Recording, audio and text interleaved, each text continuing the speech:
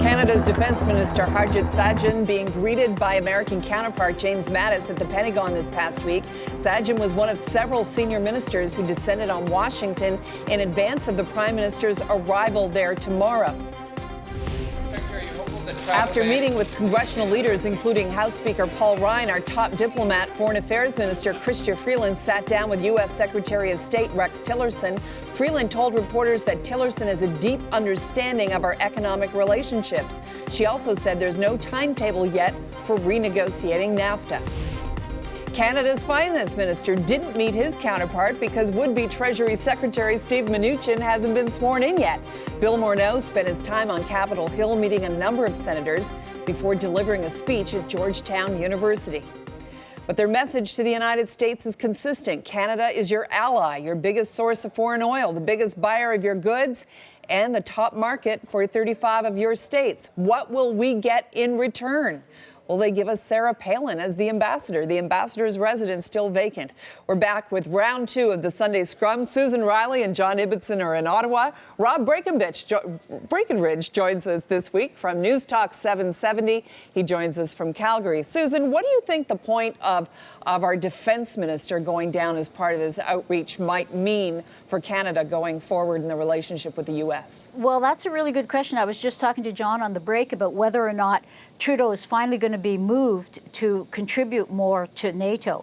That's been a longstanding complaint of the United States, and Trump has really, given a megaphone to this idea that somehow the U.S. is pulling more than its weight and the other NATO partners aren't contributing enough money.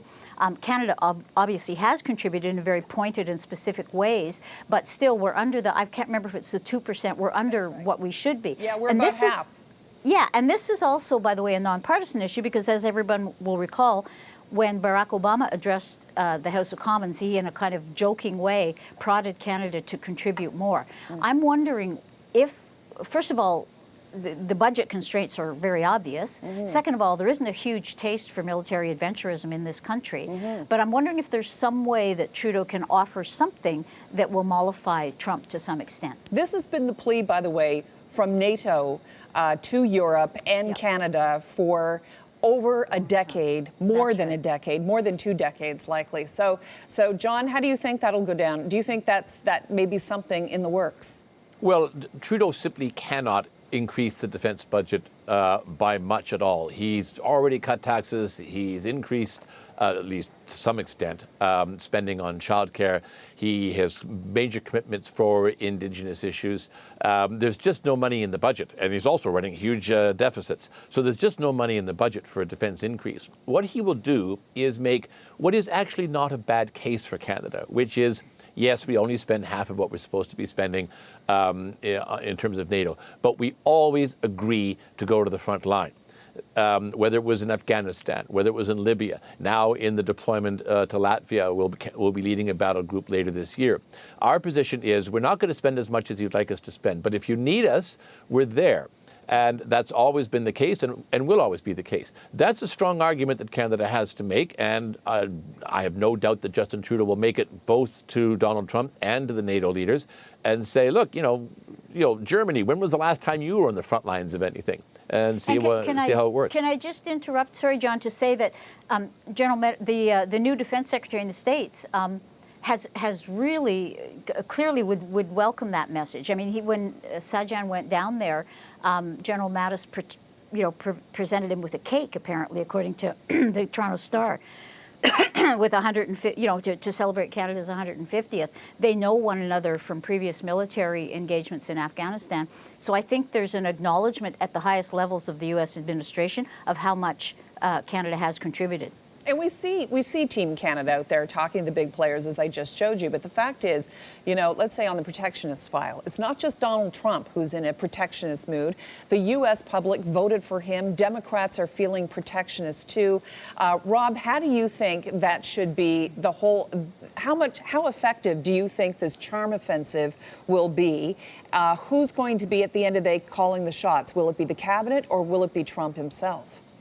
Well, it certainly seems as though it's coming from Trump himself, but I don't get the sense that there's a lot of resistance, as you say, in the U.S. to that kind of an approach. And look, in all fairness, I mean, you could look at Canada and a lot of what we do on the protectionist side. So Are we going to see Justin Trudeau morph into more of an open market, international trade, and embrace that? Like the Liberals, for example, were really on the fence about the Trans-Pacific Partnership, which has now fallen by the wayside under Trump. So that's what I'll be curious to see. And I think from Trump's perspective, I don't think they're going to push Canada too hard on certain issues yet, but I think it would certainly work to Trump's advantage to have one of our NATO partners come to the table and say, you know what, reopening NAFTA is not such a bad thing. We can improve this agreement. I think that would certainly help Trump domestically. And for Canada, and I think you're going to hear Justin Trudeau talk about some of what they're doing to protect Canadian jobs, and it's going to be one of those things they have in common, where Trump wants to protect American jobs, Trudeau wants to protect Canadian jobs.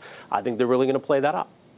Yeah, that's interesting that you say that, because John Baird, former top diplomat in Canada, Foreign Affairs Minister, has been saying that there is an opportunity, a smart move to modernize NAFTA.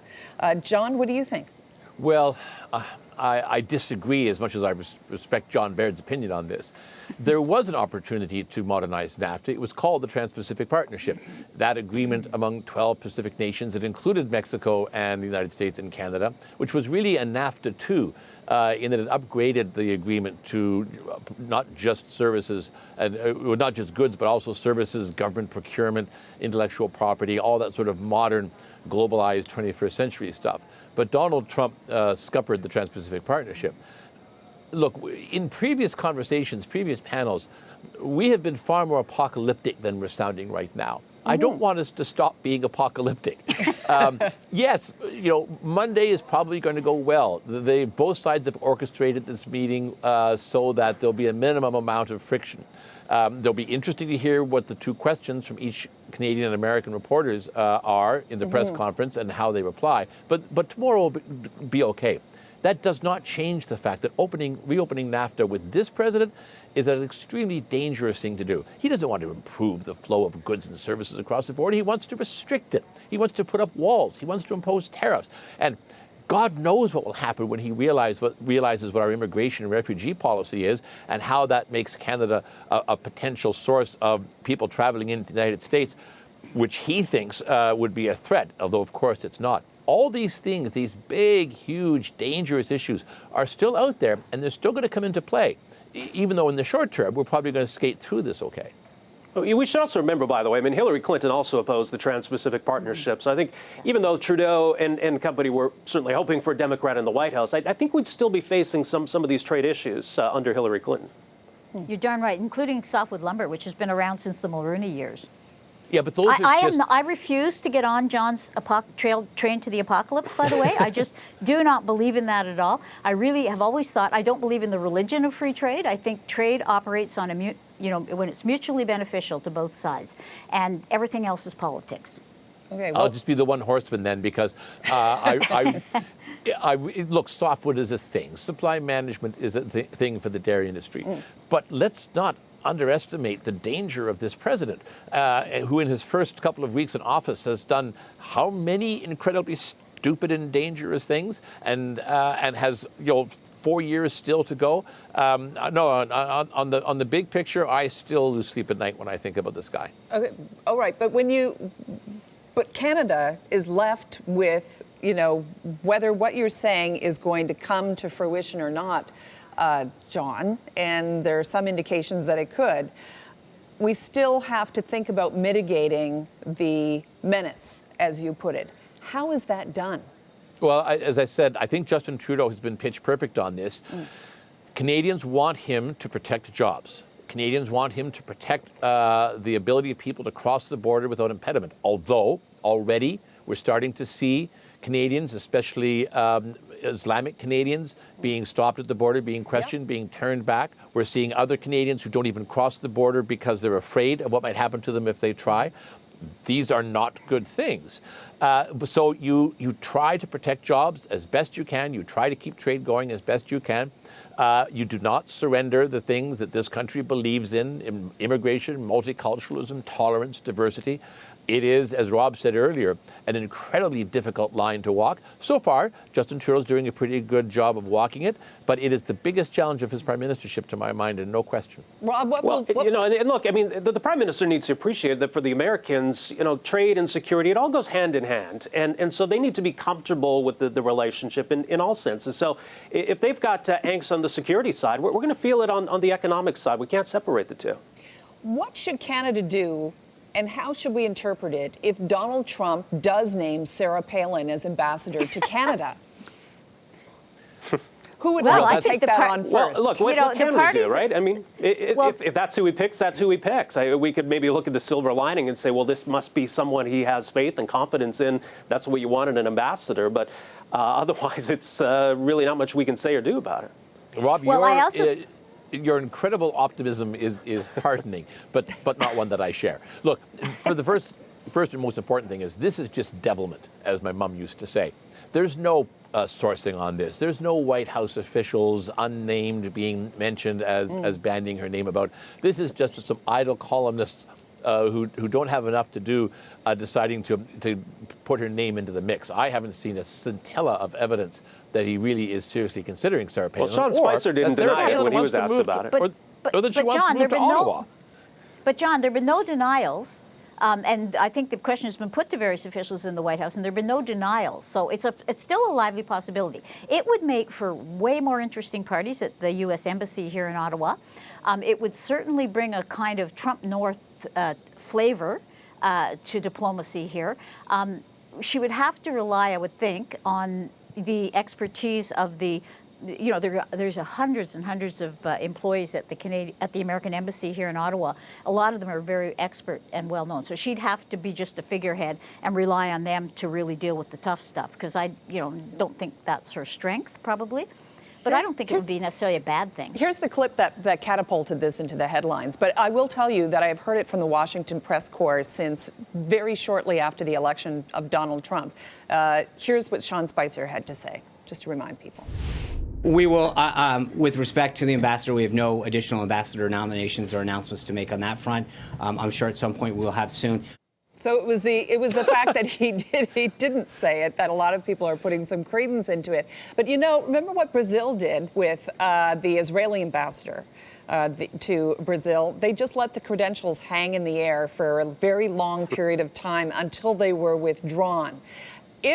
If an ambassador is going to be controversial in a country and they are still offered up, number one, what does that say? And number two, should we accept the credentials in friendship? Susan? Yes, definitely. I think it would be. I mean, she's not a mass murderer. I mean, she's kind of loopy, and she's definitely way right wing, and she'll probably turn Rideau Hall into a snowmobile track. But I mean, none of these are serious reasons to reject her. I think in a way it would be kind of insulting to Canada because she's not obviously that serious. But before her, we've had a bunch of kind of faceless people whose main claim to fame is that they've raised a lot of money for whoever the president happened to be. Many of them they've all done an adequate job. They have a huge kind of profile here in Canada, much larger than they'd have in the U.S. Okay. I wouldn't say no. Look, millions and millions of Canadians are watching this show right now, and they heard that clip from your and they lips said, to God's "You're ears." hanging this entire story on that clip," which is the most anodyne non-statement that I've ever heard being used to justify speculation. I know, John, $20. On top of everything else, just one last thing. On top of everything else, why on earth would Sarah Palin want to spend the 4 years in Ottawa? That's Can you true. tell me one thing about the city of Ottawa that she would enjoy being in? Oh, gosh, the mayor of Ottawa is on the line for you right now. Yeah. Okay. I Rob? love Ottawa. I'm just saying Sarah Palin won't. Maybe it would be like Israel. They would move the embassy to, I don't know, somewhere else in the country, like Whitehorse? Calgary, let's say. Rob, Oh, sure. what's your Yeah, thought? we take that. Look, whoever the ambassador is somebody that is going to be close to the president. As Susan says, it's often seen as a payoff. I mean, Sarah Palin's not going to end up in cabinet. Maybe that's a place to put her. And there is some prestige to it that maybe she might think would enhance her own reputation. reputation. But whoever it is, look, is here as a mouthpiece of the administration. So, yeah, we'll notice and we'll find it very odd if it's Sarah Palin. But whoever it is, we just need to remember they're here representing Donald Trump. And it's all about our relationship with this president. And so whoever it is, we should roll out the red carpet, give them a very warm welcome, and hope for the best. All right. Well, at least the meeting with Trump will distract from Trudeau's broken promise on electoral reform. And it is because I felt that it was not in the best interest of our country or of our future that I turned my back on that promise. Justin Trudeau declares that electoral reform is not in the best interest of the country, but does the Prime Minister know best when it comes to Canadians' needs? Our Sunday Scrum weighs in on that one straight ahead on CBC News Network.